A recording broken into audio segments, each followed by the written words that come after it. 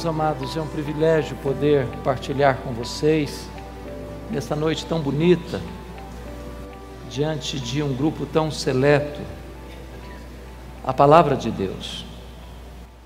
E eu louvo a Deus porque a Fiel escolheu um tema tão oportuno, tão necessário, tão vital para a Igreja de Deus nesses dias. E a minha oração e a minha esperança é que o Espírito Santo de Deus opere poderosamente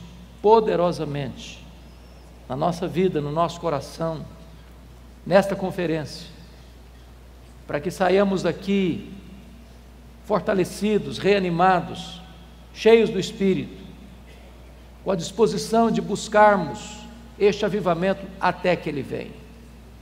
Eu quero partilhar com você o texto que está em Apocalipse, capítulo 1.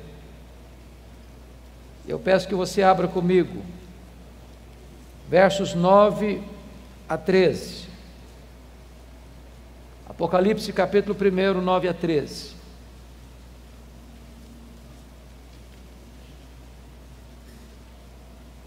Está escrito: Eu, João, irmão vosso, e companheiro na tribulação, no reino e na perseverança. Em Jesus achei-me na ilha chamada Patmos por causa da palavra de Deus e do testemunho de Jesus. Achei-me em espírito no dia do Senhor, e ouvi por detrás de mim grande voz, como de trombeta, dizendo: O que vês, escreve em livro e manda às 7 igrejas: Éfeso, Esmirna, Pérgamo, Tiatira, Sardes, Filadélfia e Laodiceia.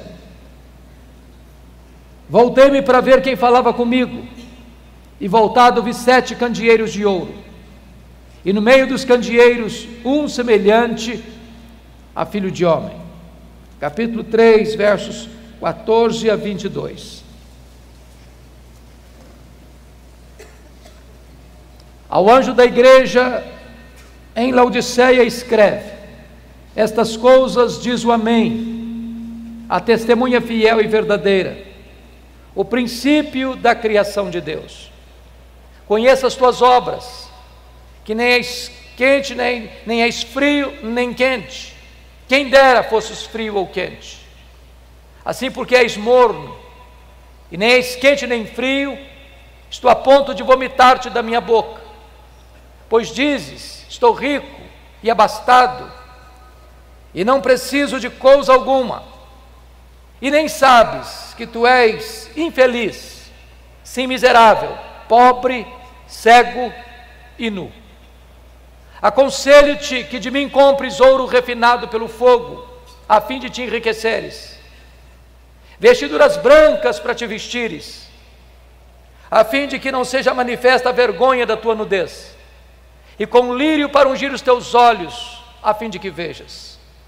Eu repreendo e disciplino a quantos amo. Sê, pois, zeloso e arrepende-te. Eis que estou à porta e bato. Se alguém ouvir a minha voz e abrir a porta, eu entrarei e cearei com ele, e ele comigo. Ao vencedor dar-lhe-ei sentar-se comigo no meu trono, como eu venci e sentei com o meu Pai no seu trono. Quem tem ouvidos, ouça o que o Espírito diz às igrejas. Amém.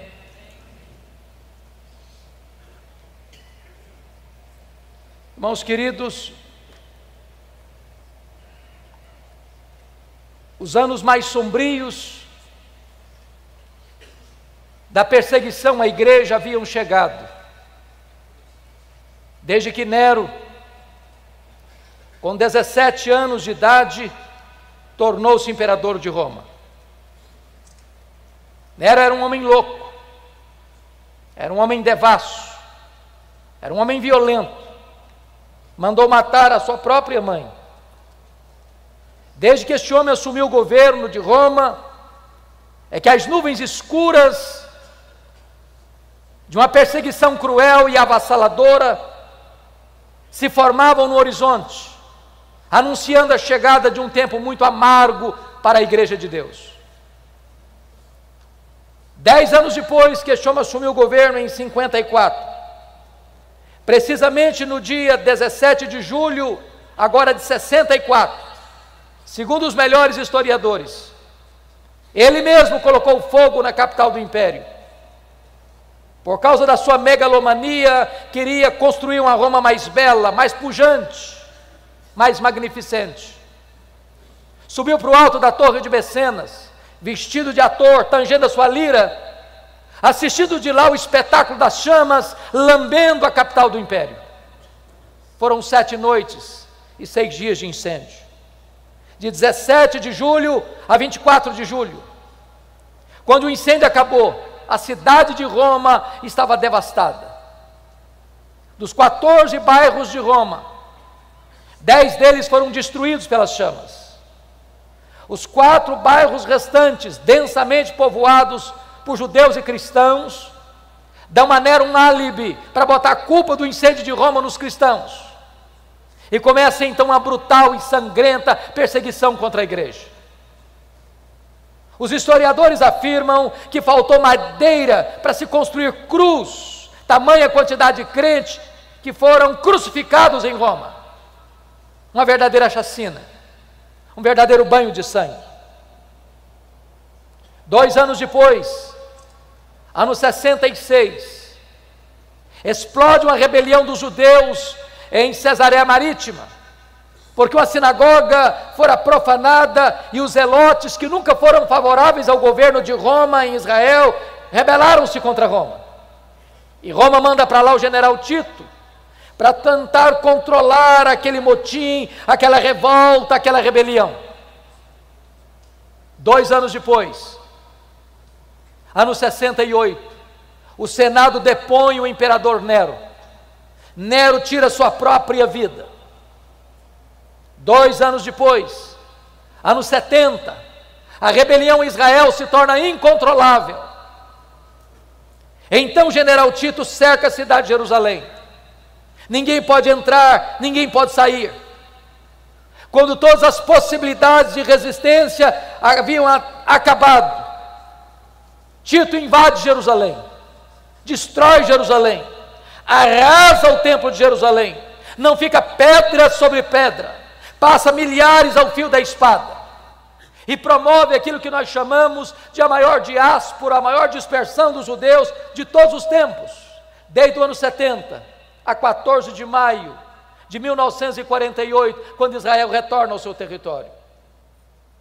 Nesse mesmo ano 70, o imperador Vespasiano inaugura em Roma o Coliseu, o chamado Coliseu Romano, que numa festa de 100 dias de inauguração, mais de 10.000 cristãos foram mortos com requintes de crueldade, enrolados em peles de animais, jogados nas arenas, para os cães morderem, para os touros pisarem, para os leões esfaimados da Líbia devorarem. Uma verdadeira chacina. Ano 81, assume o governo de Roma Domiciano, chamado de o segundo Nero, por causa da crueldade com que perseguiu a igreja. Este imperador vai ser o primeiro a rogar para si o título de Senhor e Deus, pois foi este imperador que deportou o apóstolo João, então pastor da igreja de Éfeso, para a ilha do Mar Egeu, a ilha de Pátimos. Vale destacar que neste tempo todos os apóstolos de Cristo já estavam mortos pelo viés do martírio. João era o último representante do colégio apostólico. Certamente, a intenção de Domiciano era calar a voz do último apóstolo do Senhor Jesus, fechando-lhe todas as portas da terra.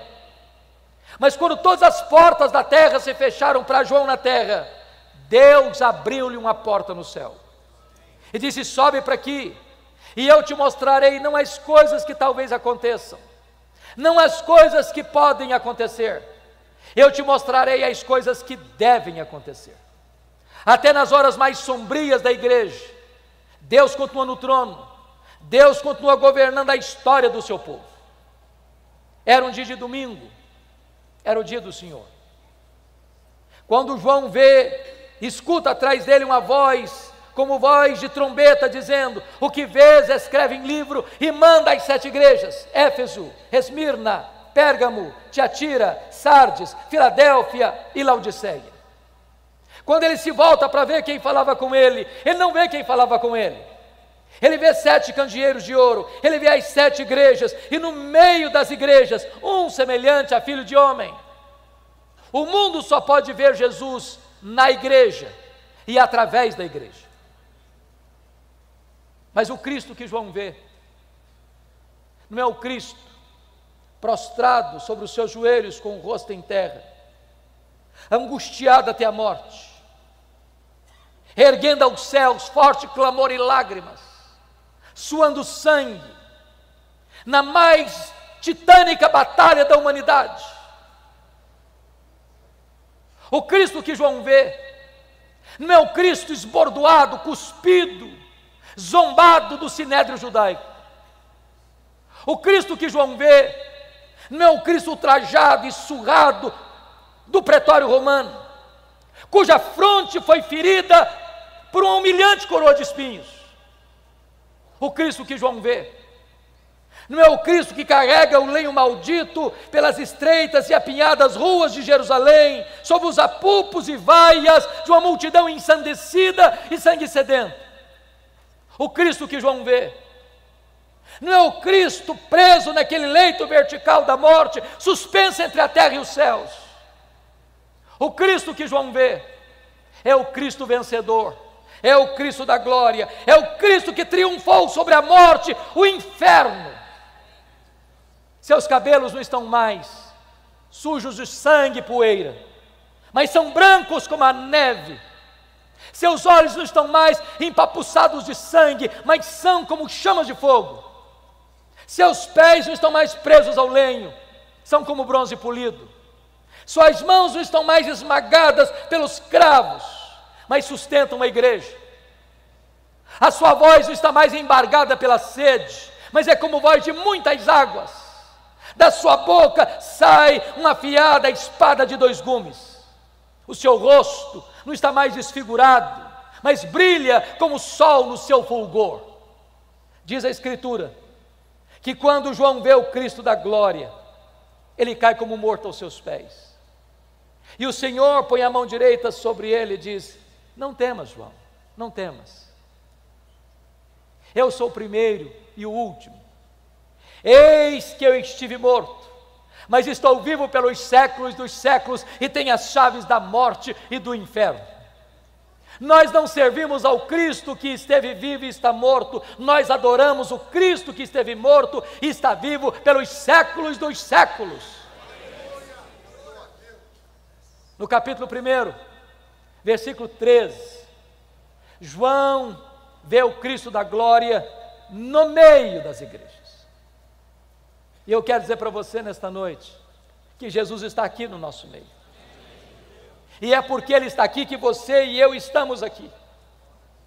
É porque Ele está aqui que nós temos uma grande expectativa, uma enorme esperança de que Deus pode nos visitar e trazer sobre nós um poderoso reavivamento espiritual. Mas no capítulo 2, versículo 1, nós somos informados que Jesus está andando no meio dos candeeiros, andando no meio das igrejas. Para quê? Para sondar a igreja, para exortar a igreja, para corrigir a igreja, para disciplinar a igreja, para consolar a igreja, para fazer promessas à sua igreja. E eu estou certo de que Jesus está aqui, sondando-nos, corrigindo-nos, disciplinando-nos, exortando-nos, consolando-nos, fazendo-nos promessas. E na medida que Jesus vai caminhando entre as igrejas, há um estribilho que se repete em todas as cartas. E o estribilho é este: eu conheço, eu conheço, eu conheço, eu conheço, eu conheço, eu conheço, eu conheço.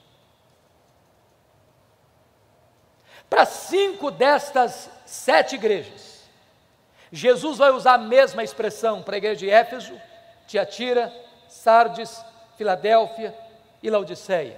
Ele diz assim: eu conheço as tuas obras. Aquilo que o seu pai não sabe, eu sei. Aquilo que a sua mãe não sabe, eu sei. Aquilo que a sua mulher não sabe, eu sei. Aquilo que o seu marido não sabe, eu sei. Aquilo que o seu pastor não sabe, eu sei. Aquilo que a lei não sabe, eu sei. Aquilo que você fechou a porta do quarto para ninguém ver, eu estava lá. Ninguém pode esconder nada daquele cujos olhos são como chamas de fogo. Ele conhece a sua igreja. Ele não se deixa enganar por performance humana. Ele não se deixa ludibriar pelo verniz das emoções. Ele conhece a verdade no íntimo.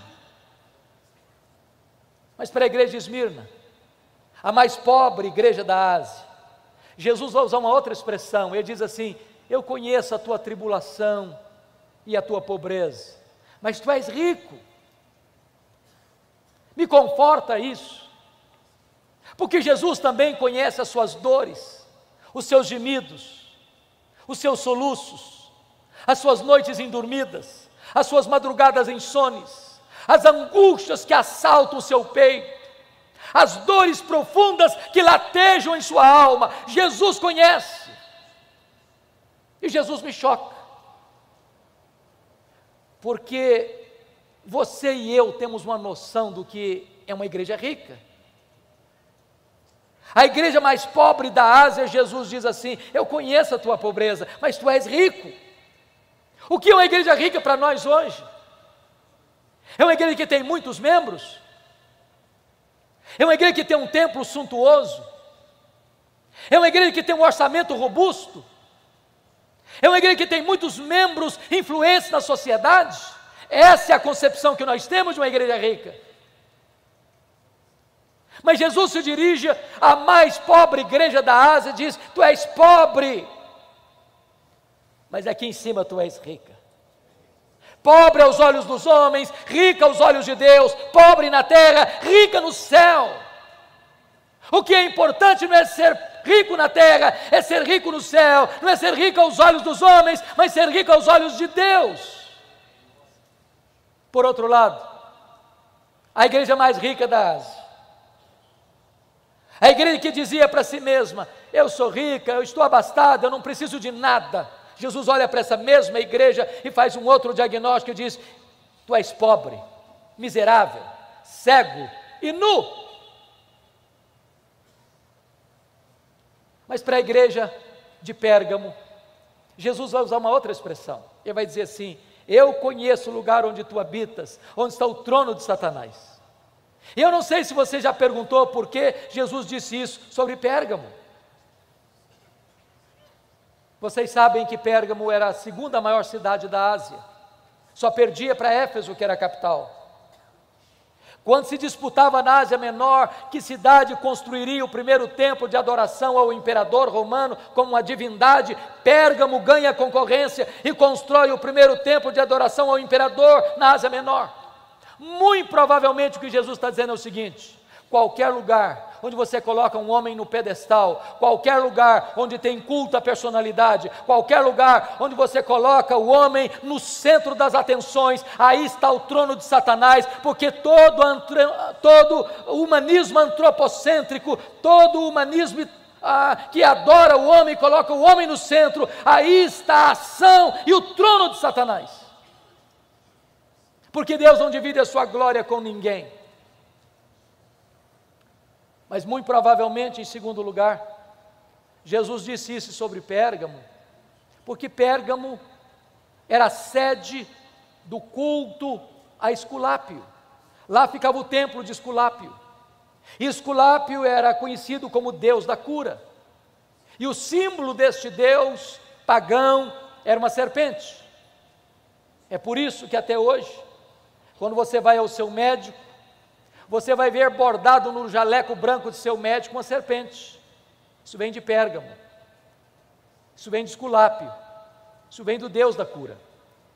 Muito provavelmente o que Jesus está dizendo é o seguinte: qualquer lugar onde uma pessoa venera uma imagem criada e forjada pela mente e pelas mãos humanas, aí está o trono de Satanás. Porque o ídolo é nada, ele é gesso, ele é mármore, ele é pedra, ele é prata, ele é ouro. Ele tem boca e ele não fala, ele tem pés e ele não anda, ele tem mãos e ele não apalpa, ele tem olhos e ele não enxerga, mas por trás do ídolo estão os demônios. O que é magnífico é que onde Satanás tem um trono, ali Jesus planta uma igreja para adorar e servir o Rei dos Reis e o Senhor dos Senhores. Jesus está andando no meio das igrejas, e Ele está andando entre nós nessa noite. E na medida que Jesus vai caminhando entre as igrejas, Ele tem elogios a fazer, Ele tem censuras a fazer. Para 2 igrejas, apenas elogios, nenhuma censura. Para quais igrejas? Para Esmirna, a mais pobre. Para Filadélfia, a mais fraca. Jesus se dirige à igreja de Filadélfia dizendo: eu conheço as tuas obras, tu tens pouca força, mas eu coloquei diante de ti uma porta aberta, e a porta que eu abro, ninguém fecha, e a porta que eu fecho, ninguém abre.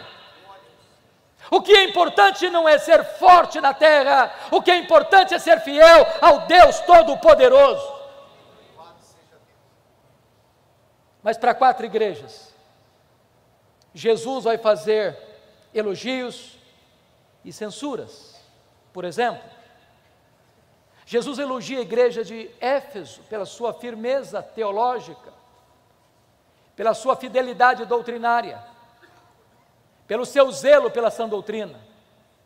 Uma igreja que não suportava os falsos apóstolos, uma igreja que não tolerava as obras dos nicolaítas, uma igreja que não transigia com a verdade, uma igreja que não aceitava abrir as portas para a heresia, para os falsos ensinos. Jesus elogia aquela igreja pelo seu zelo pela verdade.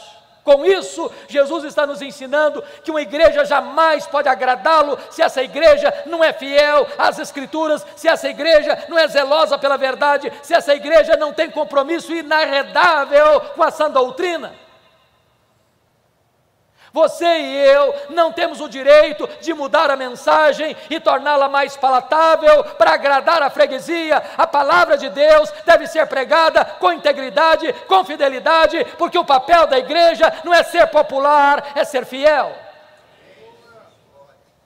Jesus, entretanto, se dirige a esta igreja dizendo: tenho, porém, contra ti uma coisa, é que tu abandonaste o teu primeiro amor.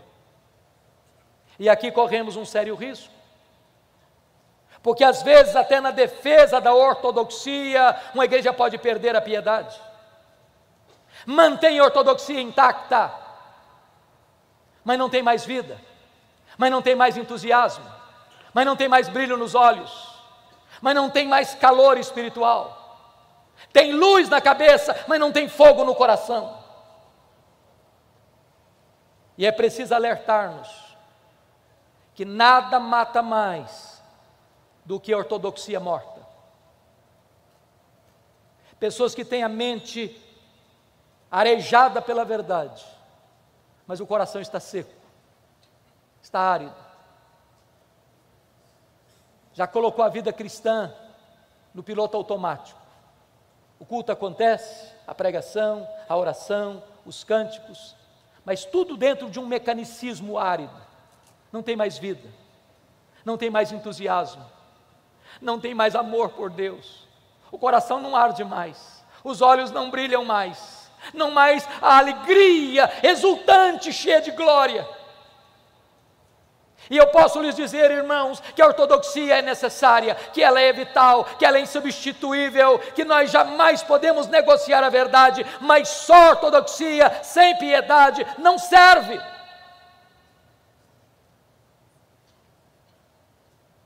Jesus se dirige à igreja de Tiatira, e ele elogia aquela igreja, porque agora quando escreve, esta igreja tem mais fé, mais obras e mais amor do que lá atrás quando ela começara. Mas Jesus diz assim: eu tenho uma coisa contra ti, é que tu toleras esta falsa profetisa Jezabel, que induz o meu povo à prostituição. Notem isso, Éfeso tinha doutrina, mas não tinha amor. Tiatira tinha amor, mas não tinha doutrina.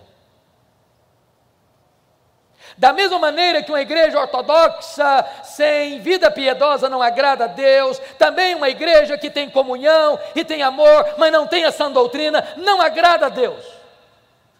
Nós não podemos divorciar o que Deus casou, nós não podemos separar o que Deus uniu, teologia e ética, doutrina e vida, credo e conduta. Jesus elogia a igreja de Pérgamo, porque naquela igreja tinha gente fiel, pronta a morrer pela sua fé, como seu líder Antipas. Segundo os historiadores, ele morreu carbonizado dentro de um boi de bronze encandecido. Mas nessa mesma igreja tem gente flertando com as doutrinas de Balaão, nesta mesma igreja tem gente flertando com o mundo, nesta mesma igreja tem gente que está com um pé dentro da igreja e outro fora da igreja. Pelas minhas andanças pelo Brasil, é muito comum eu escutar a seguinte pergunta: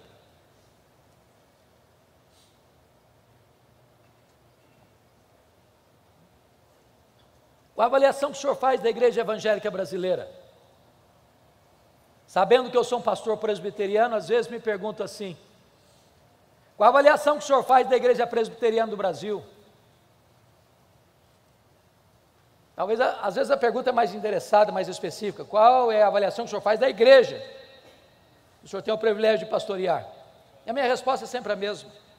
Eu respondo assim: vai muito bem, muito bem. Vai mais ou menos, mais ou menos. Vai muito mal, muito mal, muito mal. Sabe por que eu respondo assim? Porque numa mesma igreja, que escuta o mesmo pastor, que se assenta ao redor da mesma mesa do Senhor, que canta no mesmo conjunto coral, tem gente cheia do Espírito Santo, tem gente capengando na fé, tem gente vivendo em pecado, numa mesma congregação. Jesus está andando no meio da sua igreja, ele conhece a sua igreja. Ele elogia a igreja de Sardes. Aquela igreja tinha um nome na cidade, uma igreja viva. Hoje talvez diríamos uma igreja avivada. Talvez a sua liturgia fosse empolgante, talvez a música fosse eletrizante, talvez as emoções transbordassem. Mas Jesus olha para essa igreja que tem o nome de que é uma igreja avivada e diz: não, isso não passa de um verniz, você está morta. Tem poucos, apenas poucos, que ainda não contaminaram as suas vestiduras. E com isso Jesus me ensina 3 verdades. Primeiro, ele me choca. Sabe por que ele me choca? Porque a igreja que diz que é pobre, Jesus não, você é rica. A igreja que diz que é rica, Jesus não, você é pobre. A igreja que diz que é viva, Jesus não, você está morta. A igreja que diz que é fraca, Jesus não, mas eu coloquei diante de você uma porta aberta. Então, 3 coisas eu aprendo. Primeiro, o que é importante não é o que você pensa a seu respeito. O que é importante não é o que as pessoas dizem a seu respeito. O que é importante é o que Jesus diz a seu respeito. Jesus não tem uma opinião a seu favor, a seu respeito. Jesus tem o diagnóstico. Ele conhece as nossas obras. Mas, queridos irmãos, para uma igreja não tem elogio nenhum, apenas censuras. Que igreja é essa? Laodiceia. Eu peço que você vá comigo agora para o capítulo 3. É curioso que a igreja que recebe apenas censura de Jesus, que mais fez Jesus sofrer, é a igreja que tem a melhor opinião de si mesma de todas as 7 igrejas. Tem a melhor autoavaliação. Essa igreja se olhava no espelho e dizia assim: estou bem na fita. Ela aplaudia a si mesma. Ela formava um grande coro diante do espelho para cantar o hino: quão grande és tu.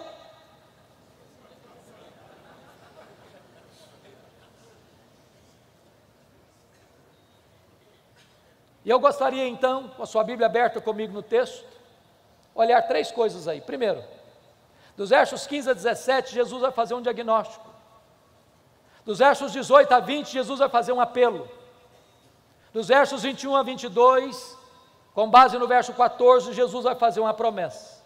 Vocês sabem que Laodiceia ficava na região do vale do rio Lico, a região mais fértil da Ásia. Ainda hoje é a região mais fértil da Turquia.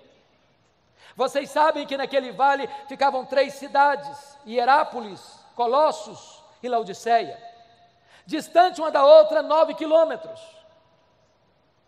Eram tão pertas que quando Paulo escreveu aos Colossenses, ele ordenou que a mesma carta fosse lida na igreja de Hierápolis e na igreja de Laodiceia.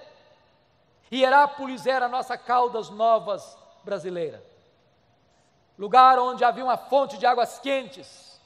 Há uma montanha lá chamada Castelo de Algodão, de rochas calcárias brancas, onde as águas brotam quentes e vão descendo, formando piscinas naturais em cascatas, e pessoas vinham e vêm até hoje para tomar banhos nas águas quentes e terapêuticas de Hierápolis. Do outro lado do rio, em Colossos, havia fontes de águas frias e geladas, também terapêuticas. Mas em Laodiceia, a maior cidade, não havia fontes, nem de águas quentes, nem de águas frias. As águas vinham por meio de aquedutos e chegavam lá mornas, tépidas, impróprias para beber e impróprias para uso terapêutico. O que Jesus Cristo faz? Ele pega esse gancho da geografia e diz assim: quem dera tu fosses quente como as águas de Hierápolis, quem dera tu fosses fria como as águas de Colossos, mas porque tu és morna com as águas que chegam na cidade, eu estou a ponto de vomitar-te da minha boca. Porque ele usa a figura do ouro. Porque Laodiceia era a cidade dos endinheirados, dos bancários, era o centro econômico da Ásia Menor. Jesus diz: vocês se orgulham do ouro que vocês têm, mas espiritualmente vocês estão pobres. Por que Jesus usa a figura da roupa branca? Porque Laodiceia era o maior centro têxtil da Ásia Menor. Jesus diz: vocês se orgulham das suas fábricas de roupas, mas vocês espiritualmente estão nus. Por que Jesus usa a figura do colírio? Porque Laodiceia era o maior centro médico, sobretudo oftalmológico, da Ásia Menor. Havia lá um remédio que produzia o pó frígio, de que fazia o colírio, famoso no mundo inteiro. E Jesus diz: vocês se orgulham das suas clínicas de olhos, mas espiritualmente vocês estão cegos. Sabe o que Jesus está fazendo? Um diagnóstico. Mas sabe o que me choca? Não é o que Jesus vê na igreja, é o que ele não vê. Se não, vejamos. Leia 7 cartas e vocês verão isso. A igreja que mais fez Jesus sofrer, a igreja que provocou náuseas em Jesus, não recebe de Jesus nenhuma censura de problemas doutrinários. Não tem falsos mestres, não tem falsos profetas, não tem falsos apóstolos, não tem doutrina de Balaão, não tem doutrina de Nicolaitas, não tem falsa profetisa Jezabel, não há nenhuma ameaça doutrinária à igreja. Nós diríamos hoje que a igreja de Laodiceia era uma igreja ortodoxa, mas não obstante, está provocando náuseas no Filho de Deus. Olhe as igrejas, e vocês não verão nenhuma denúncia de Jesus de problemas morais. Havia problema moral em Pérgamo, havia problema moral em Tiatira, havia problema moral em Sardes. Não há escândalos na igreja de Laodiceia, não há denúncia de pecados escandalosos, nem interno, nem provocando escândalos fora dos portões. Diríamos hoje que Laodiceia era uma igreja ética, mas estava provocando náuseas no Filho de Deus.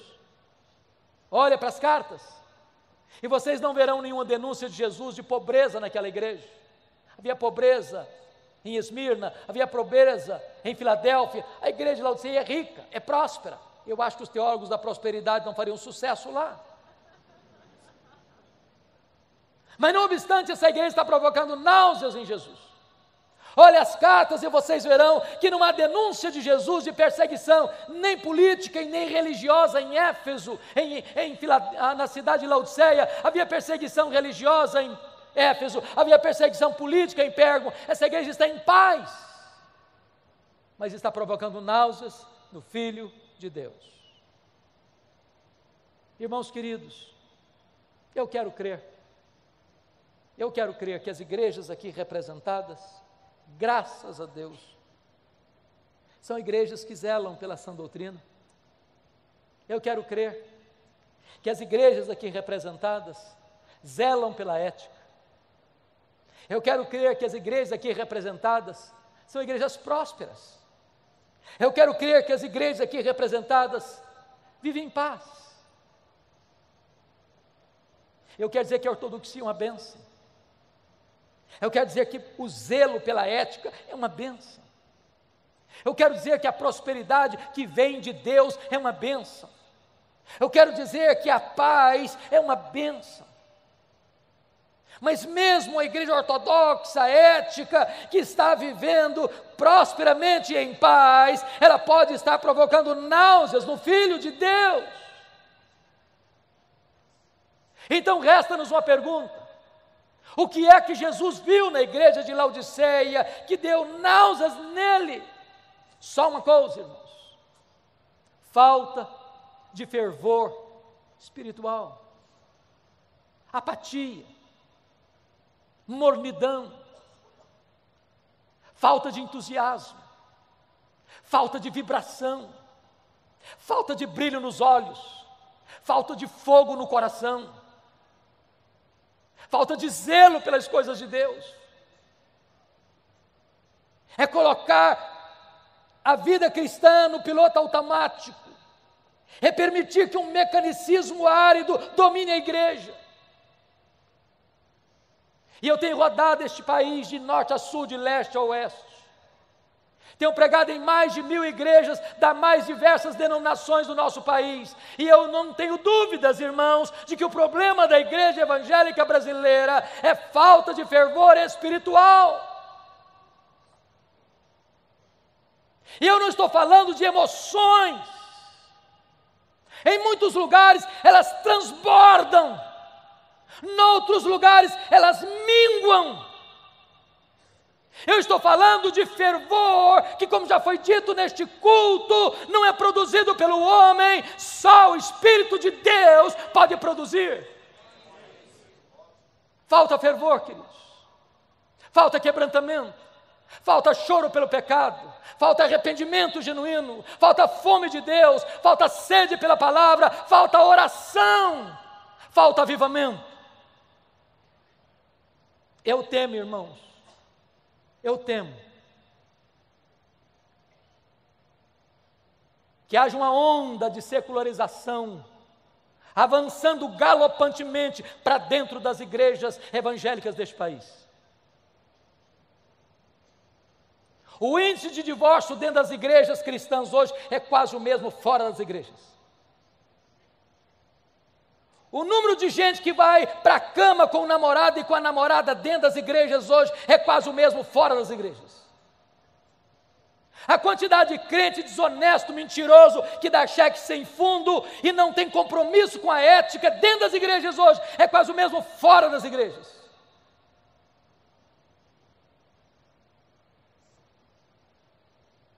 Querem ver uma coisa? Eu não sei como é que você está lidando com isso na sua região. Mas por onde eu ando, os pastores lamentam comigo esse fato. As festas de casamento dos nossos crentes estão se transformando numa vergonha. Uma vergonha. Você sai da igreja, onde você adora a Deus, onde você prega, você ora, você canta, você invoca a bênção de Deus, e dali sai para um rico cerimonial e lá o pau quebra. O pau quebra. Porque a música que rola lá não tem nada a ver com Deus, mas não. Bebidas alcoólicas, se serve todas. As luzes, como uma boate moderna, acendem-se no teto e o povo de Deus bêbado cai na pista de dança e volta para casa com as pernas trôpegas. Olha para o retrovisor e veja as igrejas que entraram por esse caminho, onde foram parar? Ou a igreja tem a coragem de botar o pé no freio, ou nós entraremos para dentro desta avassaladora secularização. Há poucos dias, um pastor me disse, pastor Hernandes, a minha mocidade sai de uma reunião de oração e vai para balada até de madrugada. Nada tem nada mais a ver. Eu conheço líderes que vão fazer um discipulado na sua casa e depois de abrirem a Bíblia e de orarem com o seu discipulando, abrem uma garrafa de uísque e bebem a valer, introduzindo e matriculando os seus discipulandos no alcoolismo. Nada tem nada a ver. Há poucos dias um pastor me disse com lágrimas nos olhos, pastor Hernandes, a minha denominação não batizou um crente por igreja, por ano, em média.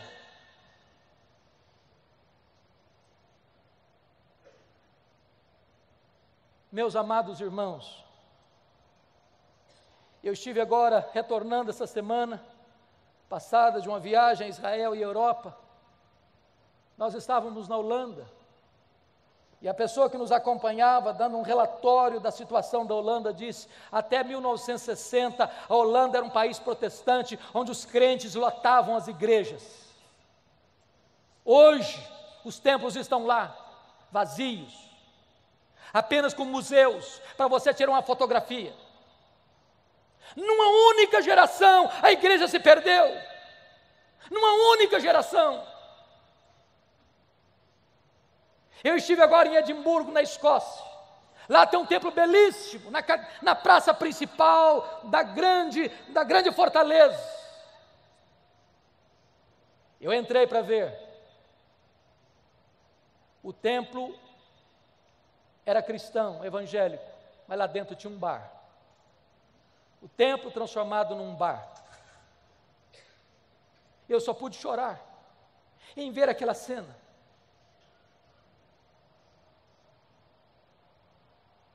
Irmãos queridos, sabe o que significa isso? Nós precisamos de um avivamento espiritual. Se nós não quisermos entrar por esse mesmo caminho, se nós não quisermos colher os frutos amargos de uma secularização, de uma sequidão espiritual, de uma mornidão espiritual, de uma apatia espiritual, onde as pessoas já não têm mais gosto por ir à igreja, onde elas não têm prazer mais na palavra de Deus, onde ir a um culto é um peso, onde frequentar uma reunião de oração é um sacrifício, elas não amam a Deus, elas não querem Deus, elas querem as bênçãos de Deus, e elas substituíram o Deus das bênçãos pelas bênçãos de Deus.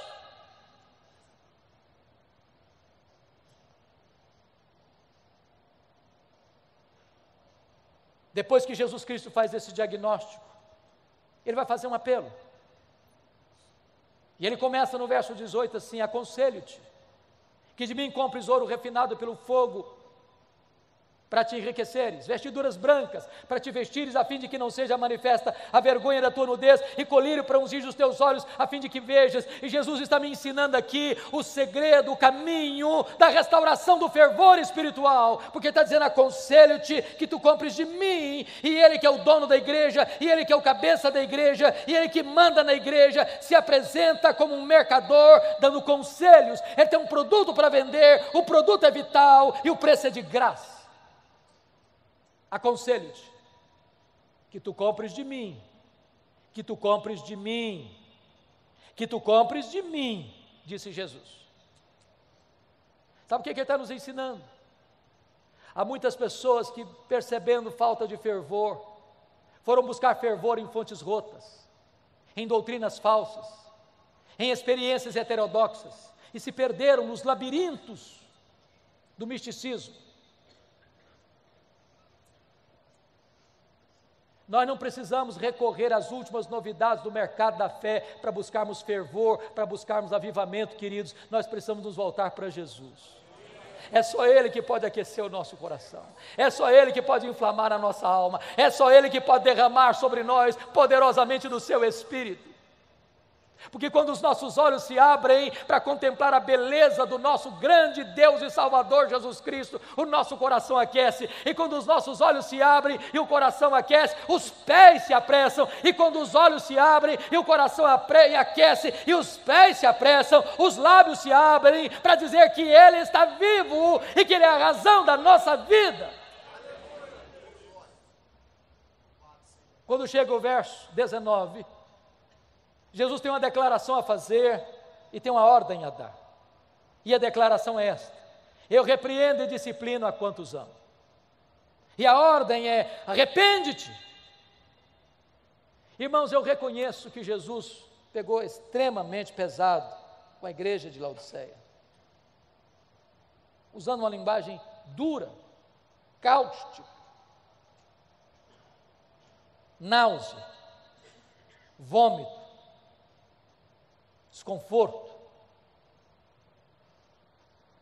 Nada provoca tanto desconforto em Jesus do que uma igreja apática,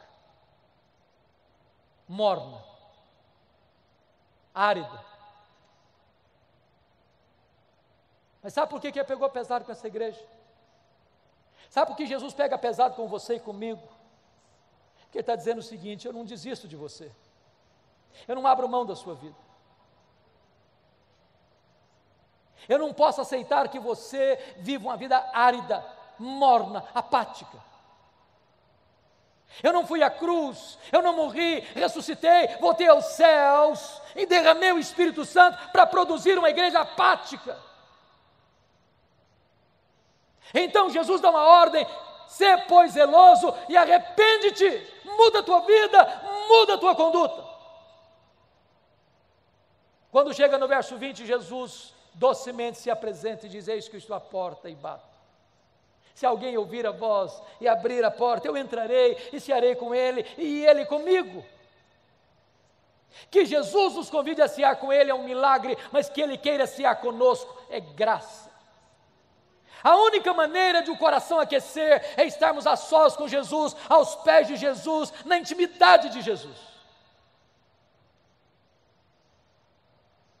Depois que ele faz este apelo, ele vai fazer a promessa. No verso 14 ele diz por que ele tem competência e autoridade para fazer essa promessa, porque ele se apresenta assim: estas coisas diz o Amém. Ele é a última palavra de Deus para você e para mim. Se nós não ouvirmos a voz dele, não há mais esperança para a nossa alma. Estas coisas diz a testemunha fiel e verdadeira. Ele é a testemunha fiel e verdadeira, porque ele promete, ele cumpre o que promete, e quando ele faz, ninguém pode impedir a sua mão de fazê-lo. E ele é o princípio da criação de Deus, porque todas as coisas foram criadas por ele, e sem ele nada do que foi feito se fez. E se ele chamou à existência as coisas que não existiam, ele é poderoso para restaurar o fervor espiritual no nosso coração nesta noite. A promessa é esta, está no verso 21. Ao vencedor, dar-lhe-ei sentar-se comigo no meu trono, como eu venci e sentei com meu Pai no seu trono. Para uma igreja que valorizava o glamour do mundo, a riqueza do mundo, as glórias do mundo, Jesus diz: eu tenho coisa melhor para vocês, eu tenho o trono. E Jesus faz uma transição maravilhosa da intimidade da mesa para a publicidade do trono. Quem se assentará com ele publicamente no trono? Exatamente quem assentou-se com ele intimamente à mesa. Por isso ele termina dizendo: quem tem ouvidos, ouça o que o Espírito diz às igrejas. No ano 2011, irmãos, eu fui visitar essas 7 igrejas. E eu confesso para vocês que na medida que eu caminhava e meditava sobre esse assunto, muitas vezes as lágrimas vieram aos meus olhos, porque essas 7 igrejas estão literalmente mortas, literalmente mortas. O que você vê são escombros, pedras reviradas, uma vaga ideia de uma igreja que existiu no passado. Mas nessa mesma região, hoje, não tem sequer 1% de crentes. Sabe por que essas igrejas morreram? Porque elas não ouviram o que o Espírito Santo disse a elas.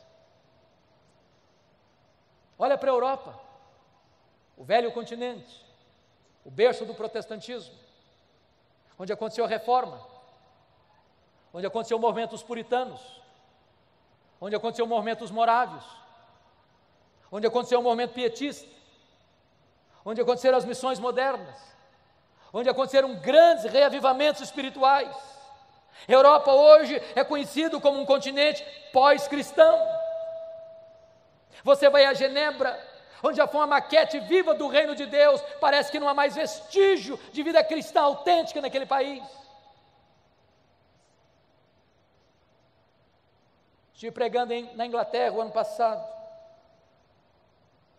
e um pastor com lágrimas nos olhos me disse assim: Pastor Hernandes, a Inglaterra não é mais o país de John Wesley, a Inglaterra não é mais o país de George Whitefield, a Inglaterra não é mais o país de William Carey, a Inglaterra não é mais o país de William Wilberforce, a Inglaterra não é mais o país de John Charles Ryle, a Inglaterra não é mais o país de Charles Haddon Spurgeon, a Inglaterra não é mais o país de Mark Lloyd Jones, a Inglaterra não é mais o país de John Stott, a Inglaterra hoje é o país de Richard Dawkins, o patrono dos ateus. Os nossos templos estão sendo vendidos e transformados em museus, em boates, em mesquitas muçulmanas. Sabem por que as igrejas estão morrendo na Europa? É porque elas não estão ouvindo o que o Espírito Santo diz a elas. Olha para a América do Norte, olha para o Canadá, para os Estados Unidos, onde aqueles países tão fortes, tão arrojados na evangelização do mundo. Hoje algumas igrejas históricas, rendidas ao liberalismo, perdem centenas, milhares de membros todos os anos, todos os anos, todos os anos. Enormes igrejas vazias. Seminários que formaram teólogos, missionários, pastores para abençoarem o mundo, tomados de assalto pelos liberais, produzem morte. O ano passado eu estava pregando em Nova York numa conferência. Quando terminou aquela conferência, eu fui pregar numa igreja evangélica da cidade. Enquanto o pastor me conduzia àquele templo, ele me mostrou 11 templos que estavam sendo vendidos. Não tinha mais gente para frequentar. Sabe por que as igrejas estão morrendo na América do Norte?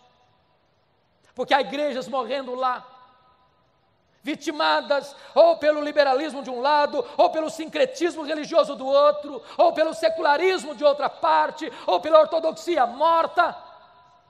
É porque não estão ouvindo o que o Espírito Santo diz às igrejas. Olha para o Brasil, irmãos, onde nós já temos sinais de denominações inteiras se rendendo ao liberalismo, onde pastores já não acreditam mais que a Bíblia é a palavra de Deus, infalível, inerrante e suficiente. Igrejas que, em vez de avançarem contra as portas do inferno, já estão dando marcha ré e perdendo membros ano após ano. Olha para o Brasil, e você vai ver mega templos lotados e lotados de multidões e multidões, mas aí não tem evangelho, não se prega sobre a graça, não se prega sobre a cruz, não se prega sobre o novo nascimento, não se prega sobre a justificação pela fé, não se prega sobre a santificação, não se prega sobre o Espírito Santo, não se prega sobre as bem-aventuranças eternas, não se prega sobre a condenação eterna, não tem evangelho, e onde não tem palavra de Deus, não tem o Deus da palavra. Olha para o Brasil, e você vai ver denominações históricas que, embora mantenham a ortodoxia, mas muitas delas já perderam o fervor, já perderam o entusiasmo, já estão secas, já estão áridas, já estão mornas, já estão apáticas, precisando de um sopro de vida. Oh, irmãos, nós precisamos de um avivamento espiritual, nós precisamos de um sopro do céu. Nós precisamos do vento impetuoso do Espírito para soprar as cinzas, para reacender as brasas, para levantar um fogo santo que queima, que limpa, que purifica e que alastra em nome de Jesus.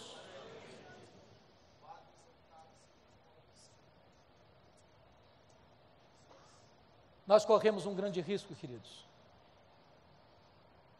porque a cada 3 gerações uma igreja pode correr o risco de entrar num processo de esfriamento, de secularização, de apostasia. Aquela geração que nasceu no Egito, morreu no deserto. A segunda geração que nasceu no deserto entrou na terra prometida. A terceira geração que nasceu na terra prometida, diz a Bíblia, não conhecia Deus mais. Talvez os nossos avós foram mais crentes que os nossos pais. Talvez os nossos pais estão sendo mais crentes do que nós. Talvez nós estamos sendo mais crentes que os nossos filhos. Se Deus não tiver misericórdia, a igreja evangélica brasileira pode legar aos seus filhos e aos teus netos uma igreja apática. Que Deus tenha misericórdia de nós. Que Deus sopre sobre nós um alento de vida, para que os nossos filhos e os nossos netos herdem uma igreja mais viva, mais operosa, mais cheia da graça, mais cheia do Espírito, mais cheia do poder de Deus. Que Deus nos ajude. Que Deus nos ajude.